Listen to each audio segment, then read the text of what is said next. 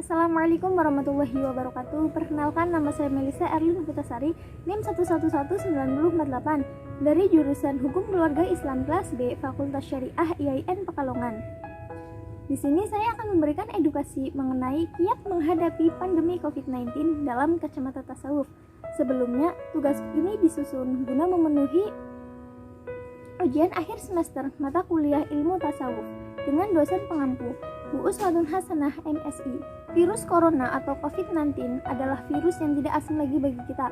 Virus yang awalnya hanya di Wuhan kini merambah di berbagai negara, bahkan di negara kita, yaitu Indonesia. COVID-19 merupakan bencana, maka sangat wajar jika kita merasa takut atau dalam laku sufi dikenal dengan khauf. Virus ini tak lain hanyalah sekedar ujian yang diberikan oleh Allah kepada umat muslim, agar kita menyikapinya dengan sikap sabar, tidak panik, dan yang paling penting yaitu tetap ikhtiar dan selalu berdoa. Dalam menangani dan mengantisipasi, tentu kita perlu arahan dan prosedur dari para ahli medis. Jangan lantas kita menyepelekannya begitu saja. Di antara arahan tersebut, antara lain yaitu kita harus melakukan jaga jarak minimal 1 meter, melakukan physical distancing ataupun social distancing, dan hal-hal yang lain seperti cuci tangan pakai sabun ataupun tidak melakukan jabat tangan. Maka dalam laku sufi kita mengenal adanya istilah halwa dan uzlah. Halwat yang berarti menyendiri dan uzlah yang berarti mengasingkan diri. Dalam konteks tasawuf, halwat dan uzlah adalah cara paling efektif dalam memutus mata rantai penularan COVID-19.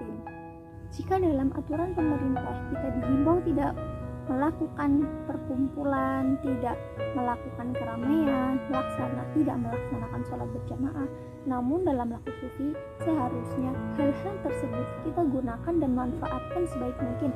Seperti halnya tidak adanya sholat jamaah, maka kita inisiatif sendiri dengan sholat sendiri di rumah, dan dengan begitu cara kita mendapatkan diri kepada Allah maka lebih tertuju dan lebih terfokus, karena kita terhindar dari kebisingan dan keramaian yang ada di luar.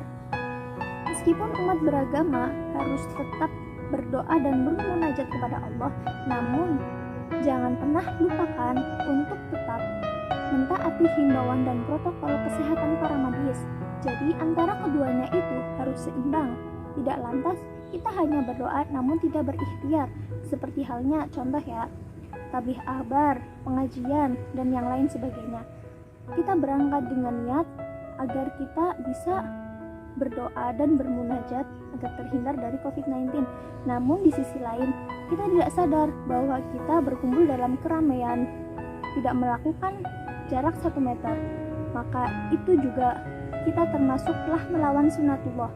Jadi antara doa juga harus diiringi dengan ikhtiar atau usaha. Maka dalam perspektif tasawuf akhlaki, kita umat Islam harus tetap tenang dan tetap patuh terhadap ulama-ulama dan pemerintah. Sedangkan dalam perspektif tasawuf amali, kita harus tetap berdoa dan istiqomah terhadap ibadah-ibadah kita, agar wabah ini cepat diangkat dan cepat berlalu dari bumi tercinta kita. Karena itu, tasawuf sangat diperlukan bagi umat Islam, sebab tasawuf mengajarkan agar kita mengolah jiwa dan menenangkan diri dengan tidak panik, yaitu dengan cara lebih mendekatkan diri kepada Allah. Akhir kata, apabila ada tutur kata yang salah, saya mohon maaf yang sebesar-besarnya. Billahi taufiq wal hidayah. Wassalamualaikum warahmatullahi wabarakatuh.